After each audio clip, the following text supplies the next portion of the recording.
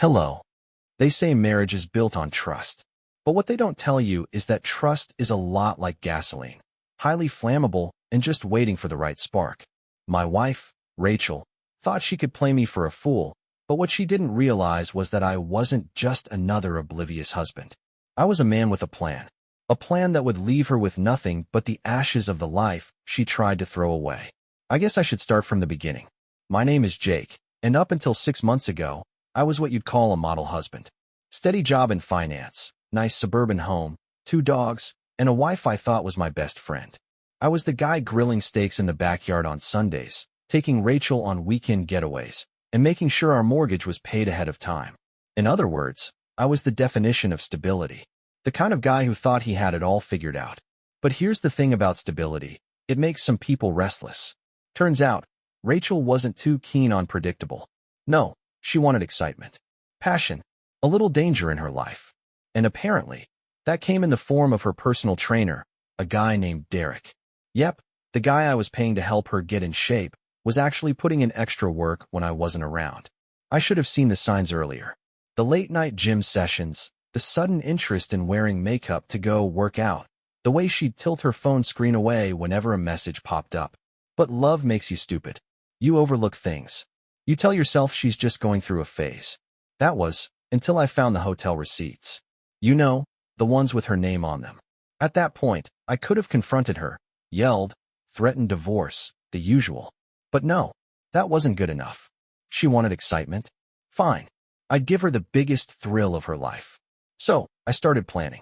Not just a breakup, not just a dramatic confrontation. I was going to leave her with absolutely nothing. No house, no security, no savings. Just a lesson she'd never forget. And lucky for me, I worked in finance, which meant I knew how to move money around without raising red flags. Over the next few months, I rerouted assets, changed insurance policies, and set things up so that when the time came, the only one walking away with anything would be me. But the real masterpiece? Well, that was still to come. Because Rachel wasn't just going to lose me. She was going to lose everything. And the best part? She had no idea. Trust is a funny thing. It takes years to build, but once broken, it shatters into pieces so small you can never put them back together. And let me tell you, Rachel didn't just break my trust. She stomped on it, set it on fire, and danced around the ashes like it was some kind of celebration. But she had no idea I knew. That was the most important part. If she even suspected, my plan wouldn't work. So I played my role. I smiled when she smiled. I laughed at her jokes. I kissed her goodnight and told her I loved her. I even went the extra mile, brought her flowers for no reason, surprised her with little gifts, and even suggested we take a weekend trip together. I wanted her to feel secure, comfortable, and most of all, unaware. Meanwhile, behind the scenes, I was dismantling her entire world. Rachel didn't know much about our finances. She liked to pretend she was involved. She'd glance at a credit card statement every now and then, nod along when I mentioned investments, and act like she understood interest rates. But in reality, she was blissfully ignorant. She had a vague idea of how much we had in savings, but she never actually checked. As long as she had her shopping sprees, overpriced yoga classes, and bottomless brunches with her friends, she didn't ask questions. That made my job easy. First, I started liquidating assets. Nothing obvious. Nothing that would make her notice. We had a couple of joint investment accounts, and I slowly moved my money into a private offshore account. Our house. I refinanced it under my name alone. The cars? Traded in hers for a leased one. Something I could return the moment I was done. Then came the insurance. See, most people don't think about homeowners insurance beyond the standard coverage. But me? I made sure ours was rock solid, covering everything from accidental fires to property loss. Just a precaution, of course. You know, in case something unexpected happened. While I was setting all this up, I had to act completely normal. That was the hardest part. Every morning, I watched her get dressed, fixing her hair in the mirror, completely oblivious that the foundation of her life was crumbling beneath her feet. Some days, I'd wonder if she even felt guilty. Did she feel bad sneaking around? Did she have even an ounce of remorse? If she did, she sure as hell didn't show it. She still kissed me goodbye in the mornings, still sent me the occasional love you text, still lay next to me at night like nothing had changed. And maybe for her, nothing had changed. Maybe In her mind, she thought she could have it all: her stable husband, her comfortable life, and her little side fling with Derek. But that's the thing about greedy people. They never see the train coming until it's already run them over. And Rachel? She was standing right on the tracks. I started collecting evidence, not because I needed it, but because I wanted to see just how deep the betrayal ran. I placed a small GPS tracker in her car, nothing fancy, just enough to tell me where she was really going when she claimed she was at the gym. Turns out, the gym was just a pit stop. She'd check in, maybe take a quick selfie to send to me if I asked, then head straight to Derek's apartment across town. I wasn't surprised. I wasn't even angry anymore. By then, I was just focused. One night, while Rachel was in the shower, I scrolled through her messages on her laptop. She had everything synced, because she wasn't exactly tech-savvy. And there it was. All of it. Their plans. Their little inside jokes. How she would fake a headache some nights so she could sneak out and see him. The worst part? She wasn't just using me, she was mocking me. I don't know how he doesn't notice anything. He's so caught up in his little routines. I swear, I could come home wearing another man's shirt, and he'd just ask if I went shopping. He's nice, but he's just boring. Boring. I read that word over and over again, letting it sink in. That was the moment I knew there was no turning back. No confrontation. No second chances. No angry fights where she'd cry and promise to change. She wanted excitement. She was about to get the most exciting experience of her life. And when I was done, she wouldn't have a damn thing left to hold on to. She just didn't know it yet. People think revenge is about rage, about that burst of anger that makes you lash out, scream, break things. That's amateur hour. Real revenge? The kind that sticks, the kind that destroys, it requires patience. Control. The ability to let the fire smolder just beneath the surface while you build something much bigger than just a petty payback. Rachel still had no idea what was coming. That was the most satisfying part. Every morning, she woke up next to me, completely unaware that every decision she made was steering her toward disaster. I kept things the same morning routine, same casual kisses before work, same innocent questions about her day.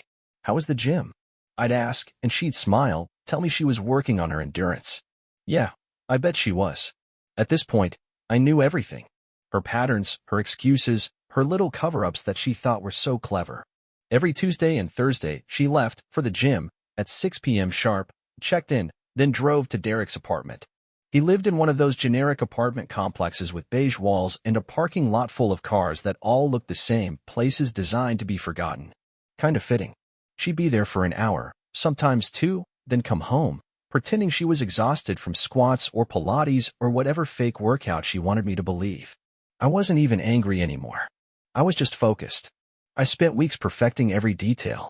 Step one was making sure I could erase myself from her life without her even realizing it.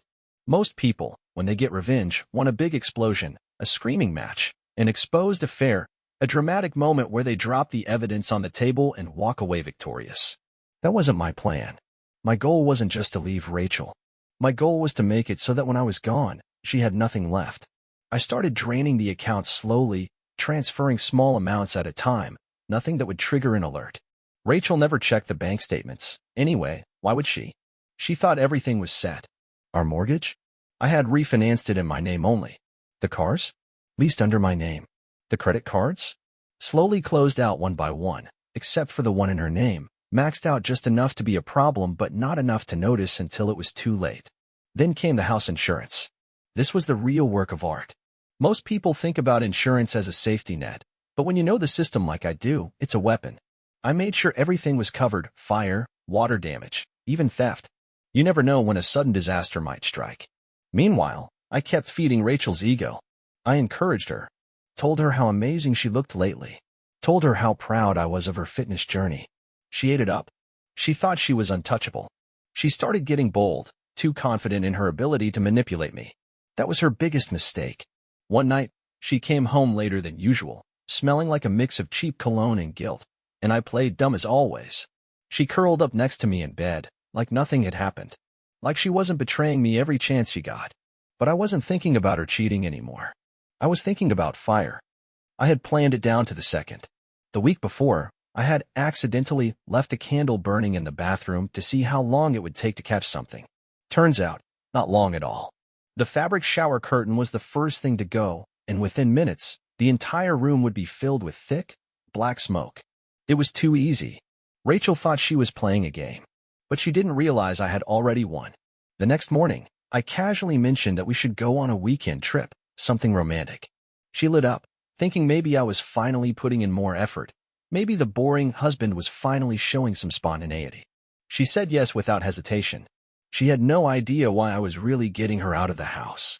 The night before we left, I checked the insurance paperwork one last time. The payout was set. Everything was in place. I packed my bags, smiled at her, kissed her on the forehead, and thought, enjoy the last night in your home, sweetheart. Tomorrow, you'll have nothing. She wanted excitement? I was about to give her the most thrilling night of her life. But the best part? The real masterpiece? She wouldn't even see it coming. You ever watch a magician pull off an incredible trick? The kind where everyone gasps, mouths hanging open, trying to figure out how they did it? That was exactly what I was about to do. Except my audience was just one person, Rachel, and my grand illusion was making everything she thought she owned vanish. By this point, I had orchestrated every piece of the puzzle so perfectly that even if she had a sudden epiphany, it was already too late. The bank accounts were drained, the mortgage refinanced into my name, the credit cards canceled or maxed out in hers. And the insurance? That was the real stroke of genius. I had made sure that in the highly unlikely event of a disaster, the payout would be directed into an account only I controlled. But now, it was time for the final act. Rachel thought we were going on a romantic getaway. I had planned it down to the finest detail, booked a cozy little cabin in the mountains, a place with no cell reception, perfect for a disconnect weekend. She thought it was sweet. She thought maybe I was trying to rekindle something. I even packed a little surprise for her, a beautifully wrapped box, tied with a ribbon, sitting in the back seat.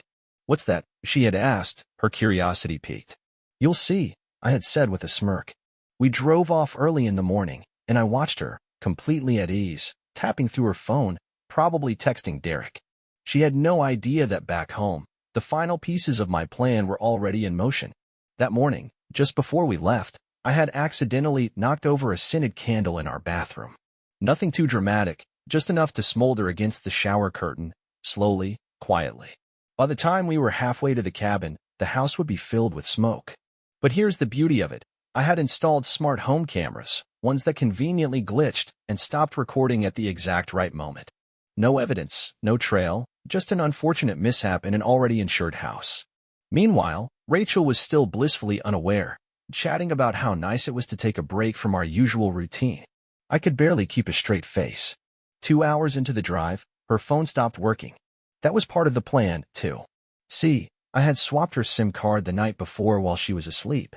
She wouldn't be able to make calls, send messages, or check her banking apps until we got back.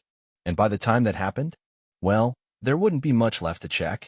When we arrived at the cabin, I finally handed her the beautifully wrapped box. Go ahead, open it, I said, smiling.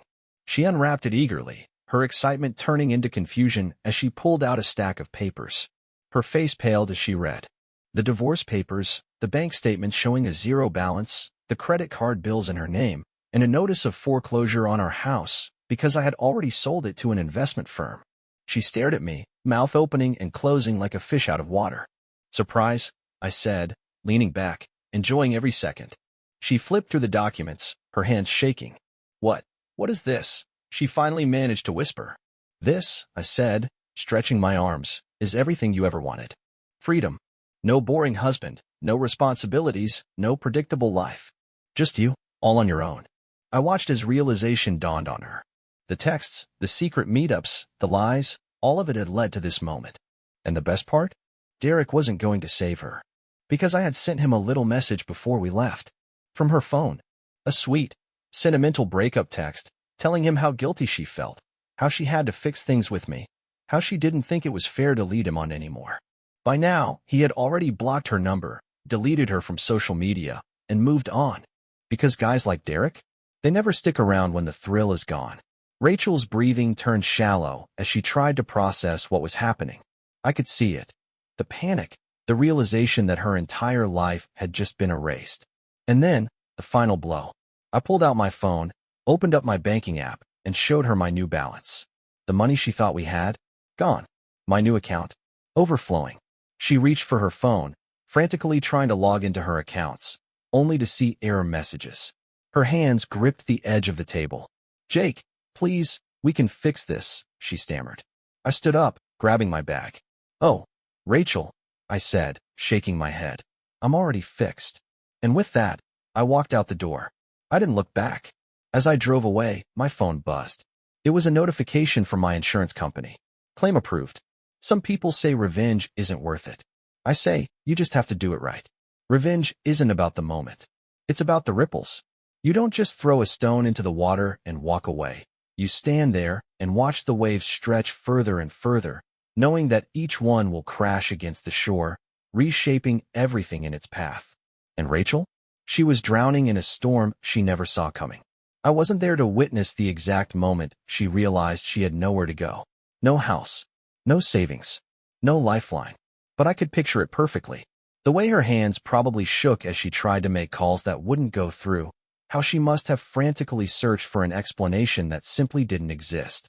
She had always been good at talking her way out of things, at twisting situations to her advantage. But this time, there was no one left to manipulate. Derek wasn't answering. Her friends, the ones she spent those bottomless brunches with while I was working, weren't the kind of people who offered help. They were the kind who thrived on gossip. They'd pretend to sympathize for a few minutes, maybe even let her crash on their couch for a night or two. But the moment she walked out the door, they'd be laughing about her downfall over overpriced mimosas. And the best part? Rachel had no idea where I was. By the time she started desperately trying to track me down, I had already deleted my social media, changed my number, and moved into a luxury apartment under a different name. See, when you work in finance, you learn a few tricks. I had planned for this. New identity, new address, even a new career opportunity. Because unlike Rachel, I wasn't just burning things down. I was rebuilding. She, on the other hand, had nothing left but ashes. I did check my email a few times, out of morbid curiosity. The messages started out angry. "What did you do? Where is all our money? You ruined my life, you psychopath." Then came the apologies. "Jake, please, let's just talk. I made a mistake, I see that now. We can fix this. I was lost, but you and I were meant to be." That one made me laugh. Rachel was still clinging to the idea that she could somehow smooth talk her way back in, like she hadn't spent months sneaking off to Derek's apartment, like she hadn't trashed everything we built together because she wanted something exciting. But the real masterpiece? The final twist? Rachel's credit score had tanked. Badly. She was already drowning in debt before she even realized what had happened. Because when I rerouted the finances, I didn't just take what was mine. I left her with a trail of financial landmines. The house. Foreclosed. Her leased car? Repossessed. Her bank accounts? Closed. Her credit cards? Declined. Rachel, the woman who once scoffed at clearance racks and only drank imported wine, was now flat broke. I heard from a mutual acquaintance that she tried to go back to Derek, that she showed up at his place expecting some kind of rescue. But Derek wasn't the knight in shining armor type. He was a personal trainer with commitment issues. He let her in for a few nights, probably enjoyed the power shift, but the moment she started talking about needing a real relationship, about having nowhere else to go, he sent her packing. She had burned every bridge without even realizing it. Meanwhile, I was thriving. The insurance payout was generous. Very generous. I used it to relocate, start fresh, reinvent myself. No more suffocating suburban life. No more predictability. I took the money, the experience, the lesson, and turned it into an advantage. The ultimate plot twist? I had never been more alive. Rachel, on the other hand, was exactly where she belonged, standing in the ruins, wondering how it all collapsed. And that, my friends, is what I call a perfect ending. Some people say revenge isn't worth it, that it leaves you feeling empty. I disagree. There's nothing more satisfying than watching a person who underestimated you fall apart, piece by piece, unable to understand how their life unraveled so completely. Rachel had always thought she was the smartest person in the room, that she could cheat, manipulate, and scheme without consequences. But she forgot one crucial thing. When you gamble, you should always know who you're playing against. And me? I wasn't just a player. I owned the casino. Rachel's life had been reduced to rubble, and I didn't even need to be there to see it firsthand. Word spread fast in our old social circles. Friends who used to envy her? They now whispered about how she lost everything overnight. The same women she once bragged to about how stable her husband was, how I was always so predictable. They now mocked her behind her back, treating her as nothing more than a cautionary tale. She had gone from drinking expensive cocktails in rooftop bars to crashing on the couches of people who secretly enjoyed watching her fall from grace. The same ones who had once nodded and laughed at her complaints about me being boring were now looking at her with pity, shaking their heads while sipping their overpriced drinks. She tried to reach out to some of my old friends, probably hoping to get information on me. It didn't work. They weren't my friends anymore. I had moved on. My name was different now. My city was different. My life was different. I wasn't just trying to get away from Rachel. I was reinventing myself. I had used every ounce of pain, every ounce of betrayal, and turned it into motivation. The insurance money was a golden parachute, but the real victory wasn't the money, it was the freedom. I used it to start my own business, something I had always wanted but never had the time for. I wasn't just working for a company anymore. I owned something mine.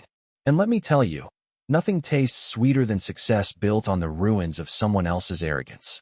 Meanwhile, Rachel learned the hard way that life doesn't give second chances to people who don't deserve them.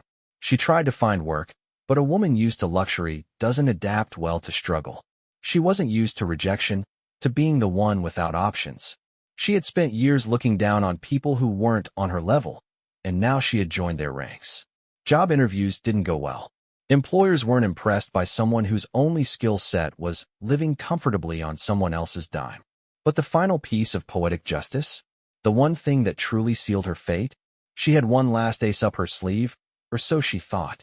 She tried to take legal action. That's right. Rachel, in a last-ditch effort to reclaim some of what she lost, attempted to sue me. She must have thought she could convince a judge that I had stolen what was rightfully hers. Maybe she thought she'd cry in the courtroom, paint herself as the victim, and somehow get a piece of me back. But here's the thing about chess, Rachel. If you only think one move ahead, you lose every time. The case was laughed out of court. The financial records, the documentation, the legal trail, I had covered every single base.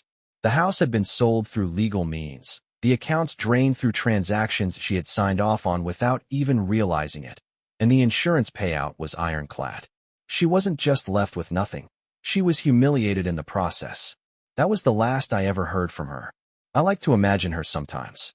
Not out of longing, not out of nostalgia, but as a reminder. A reminder that people like Rachel never win in the end. They think they're invincible, that they can cheat and lie and manipulate their way through life without consequence. But the truth always comes collecting. And when it doesn't just take back what they stole, it strips them bare. Me? I moved forward. I built something better. I traveled. I lived. I thrived. And Rachel? She was just another ghost in the ruins of her own making. You ever think you're done with something? Like you've completely moved on, left the past behind, only for it to come knocking on your door like an unwanted guest? That's exactly what happened to me. For months, I had been living a new life. A better life. Rachel was just a ghost in my past, a cautionary tale of betrayal and karma. My business was booming, my new place overlooked the ocean, and I had built something real, something of my own. I didn't think about her anymore. At least, not until I saw her face again. It happened out of nowhere. I was grabbing coffee at this sleek little cafe near my office, the kind of place that serves overpriced espressos and attracts the type of people who wear designer sunglasses indoors. I was on my phone, reading emails, when I felt a shift in the air. You know that strange, prickling sensation when someone is staring at you? I looked up, and there she was, Rachel. But she wasn't the same Rachel I used to know. The woman standing in front of me looked hollowed out, like someone had taken a chisel and carved away all the arrogance, all the confidence, all the things that used to make her think she was untouchable. Her hair was unkempt, her clothes weren't designer anymore, and the dark circles under her eyes told me everything I needed to know before she even opened her mouth. "Jake," she whispered. For a second, I just stared at her, almost fascinated. It was like seeing a ghost, except ghosts aren't usually this pathetic. She looked at me like she was expecting something, maybe for me to say her name back, to show even a shred of sympathy. But I didn't. I just sat there, waiting, letting the silence crush her. I just wanted to talk," she finally said, her voice unsteady. "I've been struggling?" I finished for her. Her lips parted slightly, but no words came out. She knew I wasn't going to make this easy. I could have ignored her. I could have stood up, walked out, left her standing there like a ghost begging for closure that she was never going to get. But curiosity got the better of me. So I leaned back, crossed my arms, and simply said, "Talk." She swallowed hard. I know I don't deserve anything from you. I know that. But I don't have anyone else to turn to. I thought maybe. I almost laughed. This woman had torn apart our marriage, mocked me behind my back, treated me like a fool, and now she was here, asking for what? Forgiveness? Help? A second chance? So I just tilted my head and said, "You thought maybe what, Rachel?" She flinched. "Maybe we could fix things. Maybe not as a couple, but just as people. I've changed, Jake. I swear. I lost everything, and it made me realize what really matters. I don't expect you to take me back or anything. Stop." I cut her off, and her mouth clamped shut instantly. "You didn't lose everything, Rachel. You threw it away. And now you're here, standing in front of me, asking for a lifeboat after you burned your own ship to the ground." I let out a slow chuckle, shaking my head. You don't get to rewrite history just because you don't like where the story ended. Her eyes watered, and for a split second, I saw fear. Not fear of me. Fear of what came next for her. Then came the final blow. "I have cancer." The words hit the table between us like a dropped bomb. For the first time, I didn't know what to say. Rachel, the woman who thought she was invincible, the woman who had destroyed everything we had for some cheap excitement, was now sitting in front of me, completely broken, and telling me that she was dying. I should have felt something. Pity, anger, regret, something. But all I felt was a cold, detached curiosity, like I was watching a stranger's life fall apart from behind a glass wall. "How long?" I finally asked. She exhaled shakily. "A year. Maybe 2. I nodded slowly, taking a sip of my coffee. I could feel her watching me, waiting, hoping for some kind of reaction. But she wasn't going to get one. "Jake," she whispered, "I know I can undo what I did. I know I don't deserve your kindness. But I don't want to be alone." I looked at her for a long moment, then set my cup down. "You already are." And with that, I stood up, tossed a few bills onto the table, and walked out. I didn't look back. Some people say revenge isn't worth it, that it makes you just as bad as the person who wronged you. But let me ask you this. If someone builds their whole life by burning people and then, one day, the fire reaches them, is it really revenge? Or is it just justice finally catching up? Bye-bye.